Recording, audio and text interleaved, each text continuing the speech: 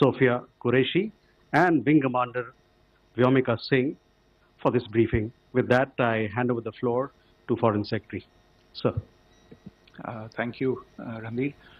Good evening. Thank you all for joining for this briefing. You would have perhaps seen some information related to developments since late last night, early this morning, which has been put out by the Ministry of Defense.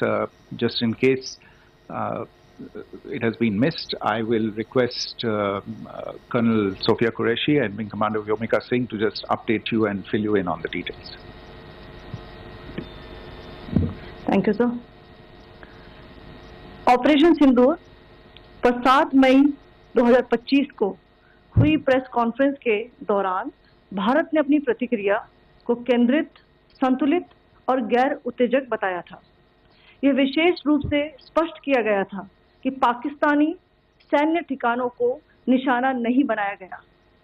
साथ ही दोहराया गया कि भारत में किसी भी सैन्य लक्ष्य पर हमले का उचित जवाब दिया जाएगा।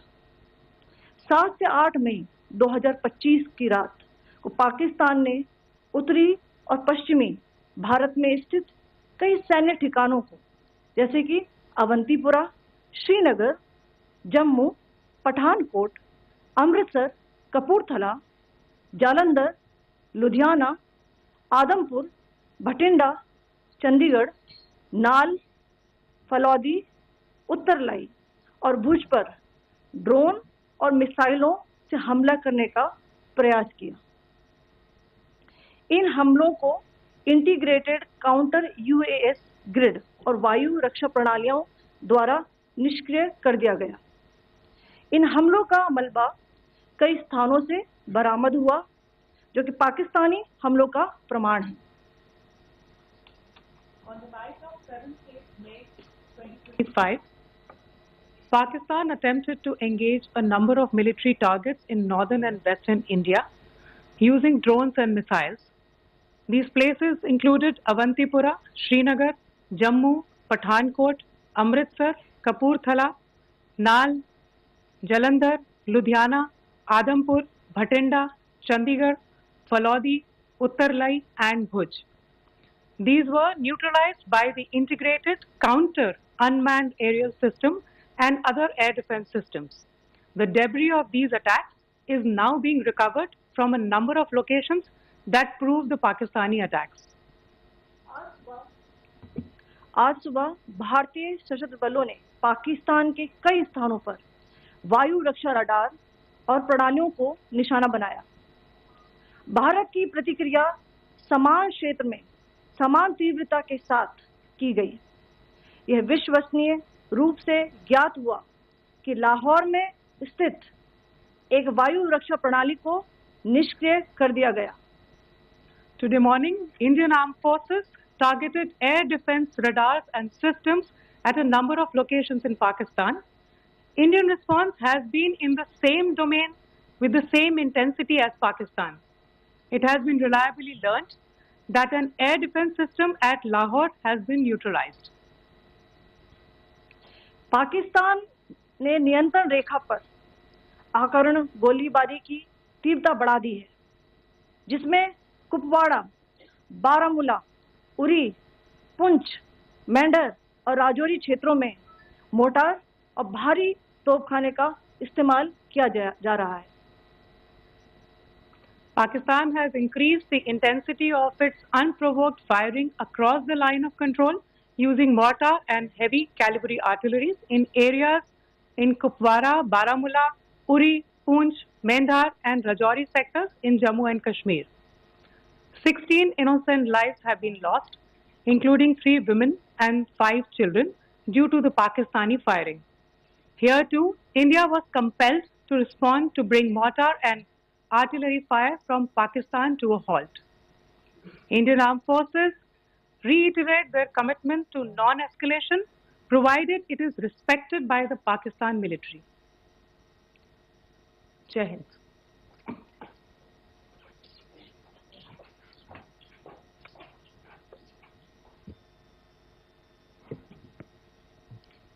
Thank you.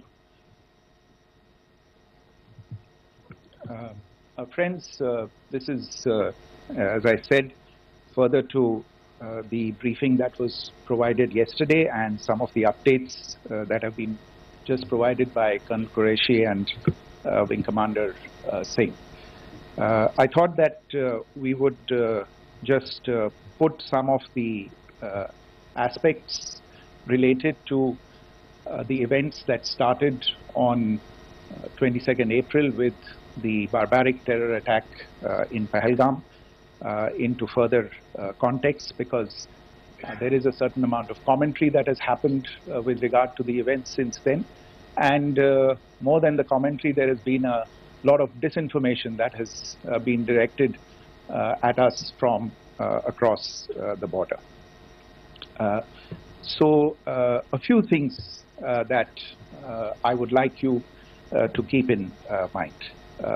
First of all, there is mention on all sides of escalation. I think the first point that you have to keep in mind is the attack of 22nd April in Pahalgam is the original escalation. ये जो सिलसिला है जो हम देख रहे हैं आज की घटनाओं को लेके, ये 22 अप्रैल के पहलगाम के हमले से शुरू हुआ है. एस्केलेशन वहां पे हुआ है और उस एस्केलेशन का जवाब भारतीय सेना ने, भारतीय फौज ने कल अपने एक्शन से दिया है. Secondly, I want to invite your attention to the involvement of the group calling itself the Resistance Front in these attacks. I pointed this out yesterday that this is a group that is a known front for the well-known Pakistan-based terrorist organization, Lashkar-e-Taiba. The group has been reported earlier. I mentioned to you about the Indian authorities providing information to the UN 1267 Sanctions Monitoring Committee. And in fact, we are going to be meeting with the team again very soon, and we will be providing an update to the information that we have provided earlier. But what is interesting, दिलचस्प बात यह है कि संयुक्त राष्ट्र की सुरक्षा समिति में जब पहलगाम के हमले को लेके एक प्रेस वक्तव्य जारी करने की बात चल रही थी, तो आप सोचिए किस देश ने टीआरएफ का, द रेजिस्टेंस फ्रंट का उसमें मेंशन किया जाना, उसको अपोज किया, पाकिस्तान ने. This was after the fact that the TRF claimed responsibility for this attack not once but twice, within a few hours after the incident on the 22nd of April, and then again on the morning of 23rd April. And it is perhaps only after the full gravity of the incident was realized by its masters and handlers across the border that it was managed to back off from this claim. Obviously, that retraction doesn't convince anybody. तीसरी चीज जो मैं आपसे कहना चाह रहा था, और कर्नल कुरैशी और विंग कमांडर सिंह ने कल भी बड़े स्पष्ट शब्दों में और आज भी आपसे ये बात साझा की है. जो भारतीय रिस्पॉन्स है वो नॉन एस्केलेटरी है, प्रिसाइज है, सटीक है, मेजर्ड है और कंसिडर्ड है. Our intention has not been to escalate matters. We are only responding to the original escalation, as I said, and our response has been targeted, precise, controlled and measured. Only military, no military targets have been selected. Only terrorist infrastructure in Pakistan has been hit. Now, there are, as I said, a number of issues that have been raised in commentaries, and there's a lot of, as I said, unfounded disinformation and fabrication that has come from across the border. and I would just like to use this opportunity to set the record straight on some of these issues. The first of these is Pakistan trying to wash its hands off any and all involvement with terrorism. I think the Pakistani information minister said there are no terrorists in Pakistan. And I think he was challenged on that in the television program that he was appearing on. But even if I partially repeat myself from yesterday, I think Pakistan's reputation as the epicenter of global terrorism is rooted in a number of instances where concrete evidence is available, not just to India, but to governments and authorities and agencies around the world. There are several terrorist attacks around the world where Pakistani fingerprints have been found. I don't need to belabor the point with regard to this audience about where Osama bin Laden was found and who called him a martyr. Pakistan has also for decades pursued cross-border terrorism into India with impunity, and as I said yesterday also, in order to deliberately mislead the international community, they claimed that the terrorist Sajid Mir was dead. They came under pressure, and Sajid Mir was then brought back to life, arrested, and is now apparently in Pakistani custody. Pakistan is also home to a very large number of UN proscribed as well as UN proscribed terrorists, as well as terrorists proscribed by a number of other governments in the world, including, of course, the Lashkar-e-Taiba and the Jaish-e-Mohammed, as well as their leaders, Masood Azhar and Hafiz Mohammed Saeed. आपने देखा होगा हाल ही में पिछले कुछ दिनों में पाकिस्तान के रक्षा मंत्री और उनके पूर्व विदेश मंत्री दोनों ने इस बात को माना है कि पाकिस्तान का ऐसे ग्रुप्स के साथ जो रिश्ता है वो क्या रहा है. Both the defense minister and the former foreign minister of Pakistan, I think they've done a more eloquent job of this than I could ever do in terms of describing their country's implication in international terrorism and their involvement in housing these kinds of groups. दूसरा जो विषय है वो है पाकिस्तान का जो एक दावा है कि एक इंटरनेशनल impartial investigation होना चाहिए, एक joint investigative committee होनी चाहिए. These calls for jointly investigating this heinous and barbaric attack in Pahalgam. Again, I think you know the history well on this. You know the track record well, and it is not a bright track record insofar as Pakistan is concerned. In fact, in the pursuit of justice for the victims of multiple terrorist attacks, whether it be Mumbai in 2008, in Pathankot in 2016, or many others. But in particular for these two attacks, India had offered to cooperate. India provided forensic evidence and urged Pakistan to bring the perpetrators of these attacks to justice. We, in particular with regard to the Mumbai attacks of 2008, where a Pakistani Lashkar-e-Taiba terrorist was captured alive, India provided extensive information and evidence related to the involvement of Pakistani terrorists in this attack.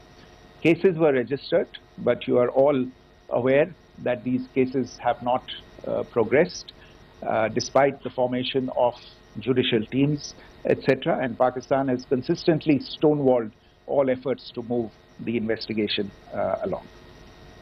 In fact, with regard to the Pathankot attack as well, a joint investigative team was formed. We gave access, unprecedented access, I should say, to Pakistani team to the site of the attack. Details of call records data and DNA, etc., were shared with Pakistan. We had shared with them details related that we had been able to access to the addresses of terrorists. We presented evidence against the office bearers of Jaish-e-Mohammed who had conspired in the attack, and the handlers of the terrorists who facilitated them and guided them in. But there has been no movement on this. So in all of this, I think the experience has not been positive, and it certainly doesn't give us the confidence now to take at face value Pakistani assertions of wishing to participate in a joint investigation. These are just delaying tactics. These are just stonewalling tactics. And in fact, there is reason to believe that Pakistan uses the evidence that we provide only to cover its tracks and, in fact, defend the terrorists who we are looking for and obstruct the path of investigation. A third point that I wanted to address was the claim that only civilians were killed in the strikes on the 7th of May. We have made the point very clearly that all attacks on the morning of 7th May were against carefully selected terrorist infrastructure, terrorist targets. It is not clear to us, in fact, seeing some of the coverage of the after effects of these strikes, including the funerals for the terrorists that are held yesterday. I think a lot of you have seen the reports and the coverage on media. If only civilians, if any civilians were killed in these attacks, I wonder what message this picture actually sends to all of you. This is a question that is worth asking. It's also odd that the funerals of civilians are carried out with the coffins being draped in Pakistani flags and state honors being accorded. As far as we are concerned, the individuals eliminated at these facilities were terrorists. Giving terrorist state funerals may be a practice in Pakistan. Doesn't seem to make much sense to us. Pakistan has also claimed that India deliberately attacked religious sites. This is completely false again.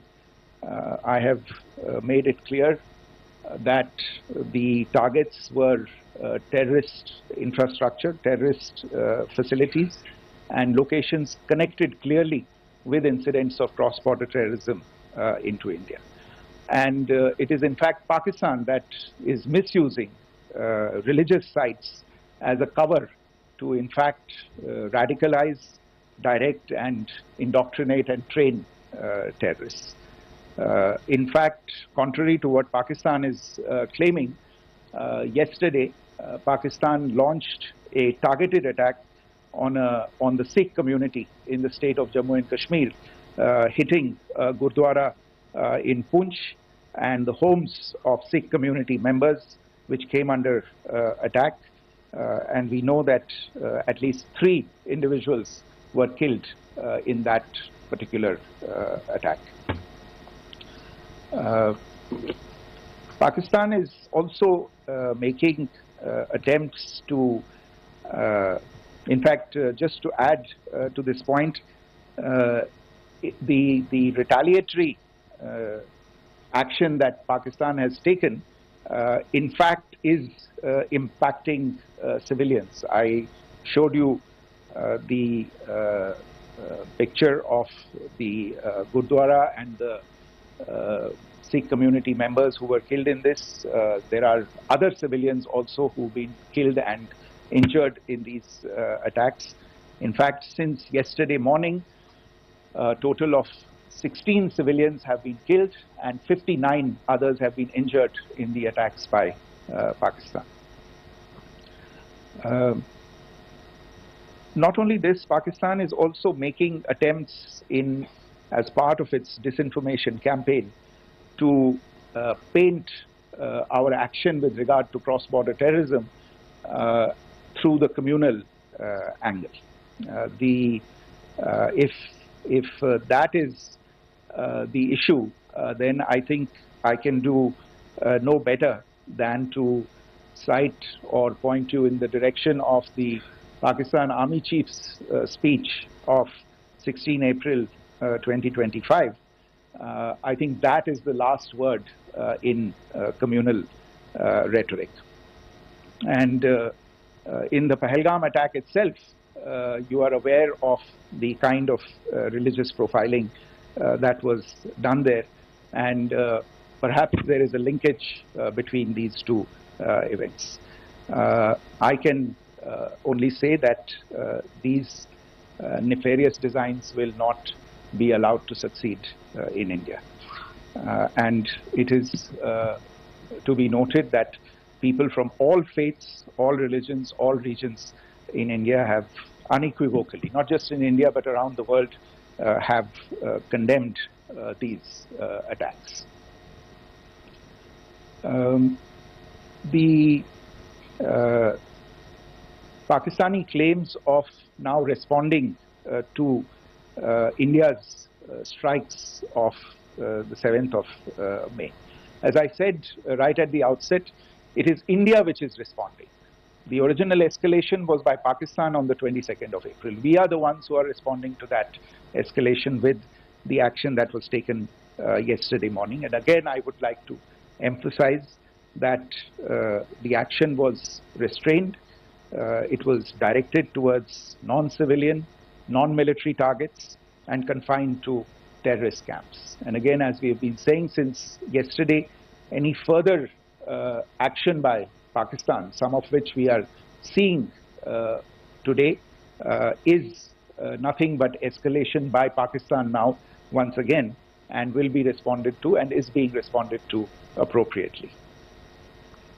One point that I wanted to also address was the allegations to the targeting of a dam, the Neelam Jhelum project in Pakistan-occupied Kashmir. I want to say that this is an absolute and complete fabrication and a blatant lie.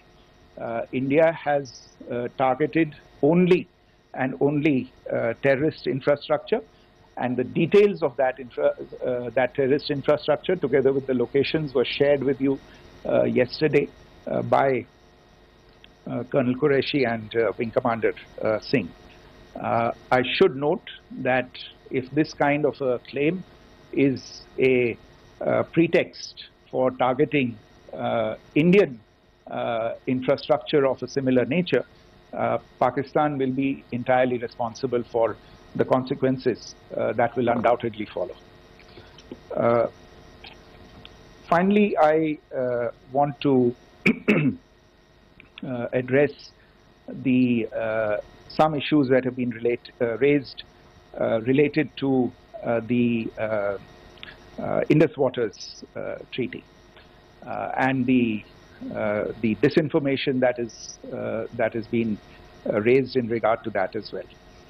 The fact is that there have been fundamental changes in the circumstances in which the Indus Waters Treaty was concluded, and they call for a reassessment of the obligations under the treaty. Over the last year and a half to 2 years, India has been in communication with the government of Pakistan. We've sent several notices to them requesting for negotiations to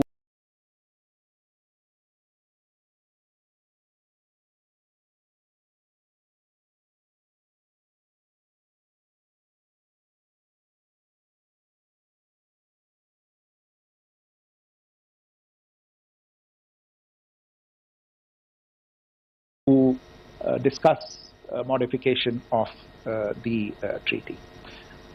India has for 6+ decades now honored the treaty, even during periods when Pakistan imposed multiple wars on us, and even when relations were adversarial. Pakistan is the one that has been acting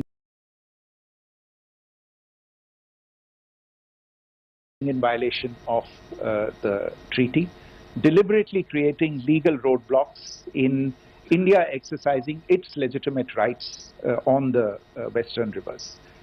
Any projects that India sought to build on the eastern rivers, and even on the western rivers, which we are allowed to by the treaty, were always challenged by Pakistan, thereby hampering our rights to utilize our legitimate waters under the treaty. In fact,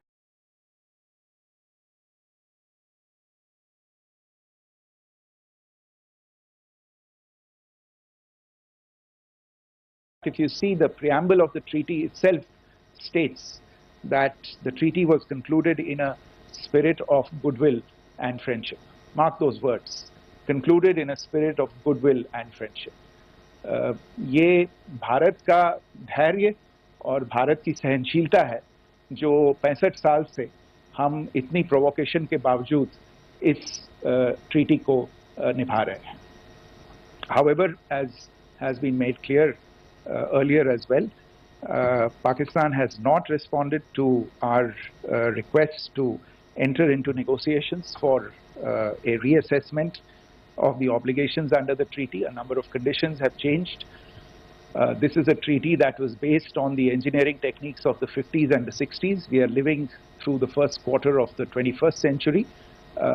Technological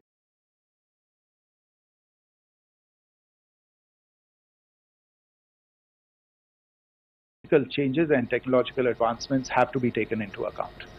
There are demographic changes. There are climate changes that have taken place.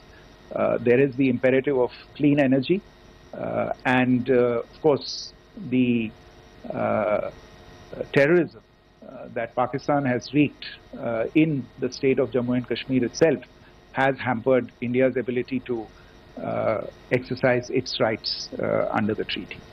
Pakistan's persistent refusal to respond to our requests to enter into government-to-government negotiations on the modification of the treaty is, in a sense, itself a violation of the treaty. And therefore, India has taken the step of putting the treaty in abeyance until Pakistan abjures irrevocably its support for cross-border terrorism. Maybe I'll stop there. I mentioned earlier yesterday as well that this is an evolving situation. I would therefore ask all of you to be considerate and restrained. It will not be possible for us or my colleagues from the armed forces to share operational details at this point in time. Beyond that, if you have any questions, may I have time for only a few, and I'll try to answer those questions. Okay, I give the floor to Rishabh. One Secretary, good evening. This is Rishabh from Times Now. I just wanted to understand, as per the press release that has been released earlier today, it says that we have successfully hit at the air defense of Lahore. Does it give our forces a better chances if in case of further escalation? And are there other air defense places as well at strategic location that were targeted?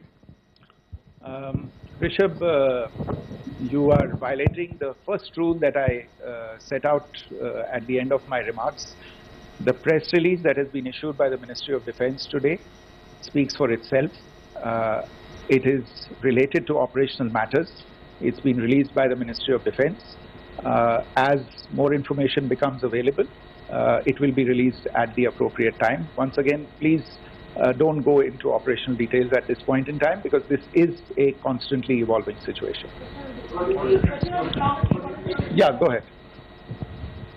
Foreign Secretary Smita Sharma, just wanted to ask, the Pakistani Minister Ishaq Dar in an interview has claimed that the national security advisors of India and Pakistan have spoken to each other.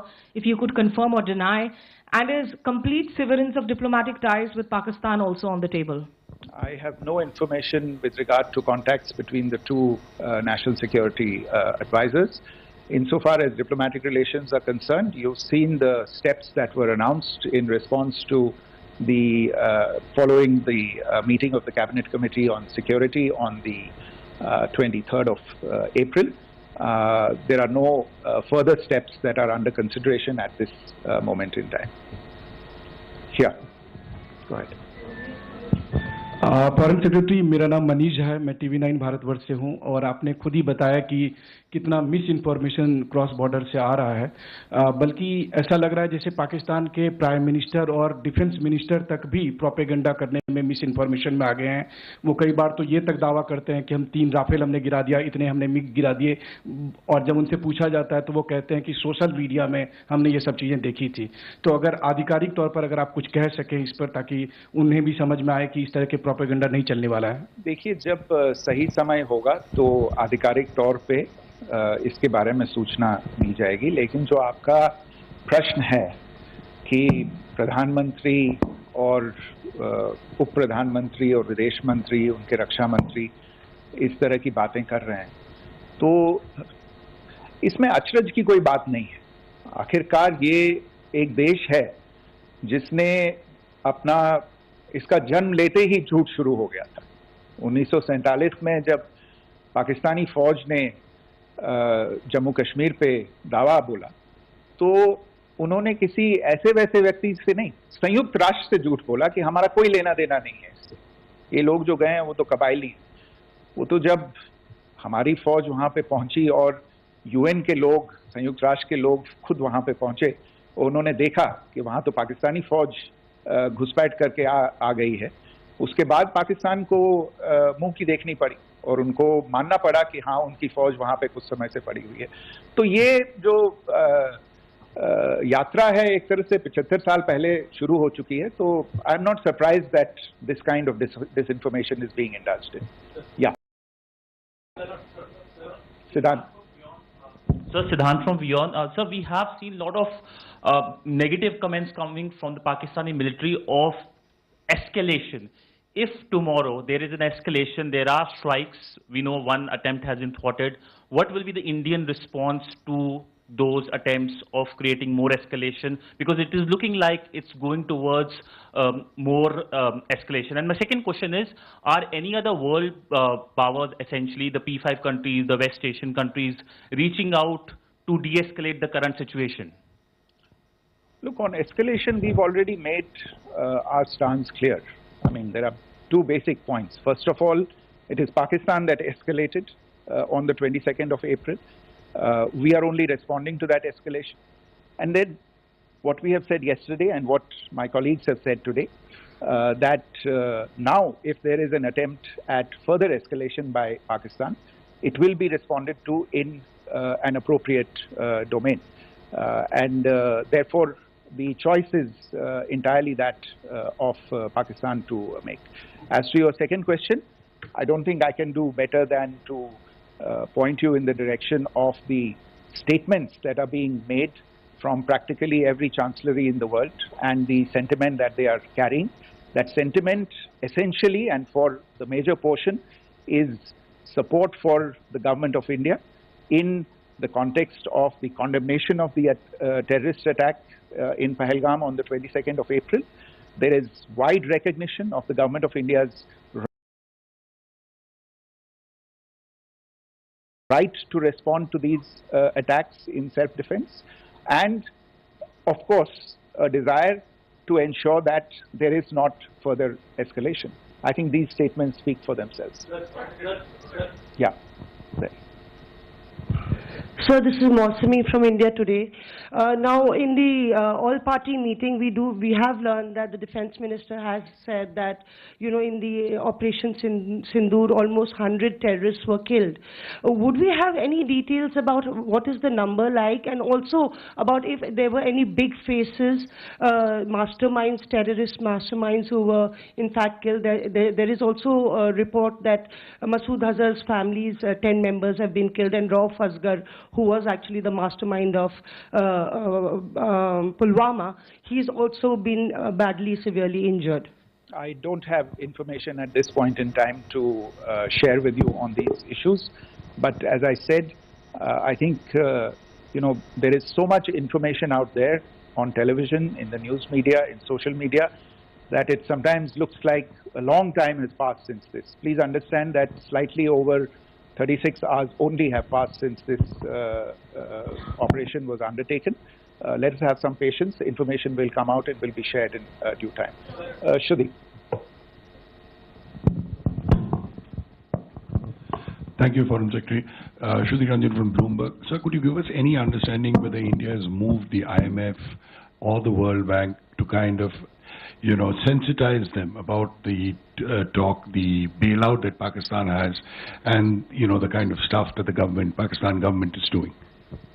Look, we have an executive director at the IMF. Tomorrow there is a meeting of the board of the IMF, and I'm sure that our executive director will put forward India's position. The decisions of the board are a different matter. You know the process through which they are made. But I think the case with regard to Pakistan should be self-evident to those people who generously open their pockets to bail out this country. And since you are from Bloomberg, I think you would have the data on how many IMF bailout programs have been, very good, thank you, have been sanctioned in the space of the last 3 decades. And I think you would also have an idea of how many of those programs have actually reached successful conclusion. Probably not many. So I think this is a decision that board members have to take by looking deep within themselves and looking at the facts. So we can, one last question, sir. Sure. One last question. Foreign Secretary, I'm Siddhant from CNN News 18. I would like to know, since it's an opportunity to speak to you, I would like to know the response coming from United States since last 3 weeks. Saudi Arabia, Qatar. In fact, Prime Minister Modi spoke to Qatar before the strikes that evening. Perhaps how do you read the support coming from these countries? Perhaps traditionally they were seen on the other side. This time around, their statements are strong worded. In fact, India-Saudi joint statement also had a very strong condemnation, strong worded condemnation. United States at all levels have condemned the attack and have extended support. In fact, Saudi Deputy Foreign Minister is in India. He just met EMS Jaishankar. Also, if you could shed some light on his visit, his meeting with EMS Jaishankar. In fact, we have also been told that he met Prime Minister Modi. Thank you. Look, all the countries that you named and many others, we have been in touch with them. The Prime Minister has spoken to a large number of world leaders. A large number of world leaders have called him, as have called the External Affairs Minister. As we speak, there are conversations going on today as well with world leaders. And your assessment or conclusion of the general tenor of these messages is very much on point. And I think this is a recognition of the fact, firstly, of the barbaric nature, the unprecedented nature and character and features of the attack in Pahalgam, and a recognition of India's right to respond to this. And also a recognition of the fact that in responding, we have been nothing but responsible and have done so in a restrained, in a measured, and in a non-escalatory manner. I think that counts for something. People have taken that into account, and that is what is explaining the kinds of reactions that we are seeing. And we appreciate the sentiments and the statements that have been made by the vast majority of world leaders. Yes, the Saudi Minister of State for Foreign Affairs is in Delhi. He had a meeting with the External Affairs Minister earlier today. I don't have further details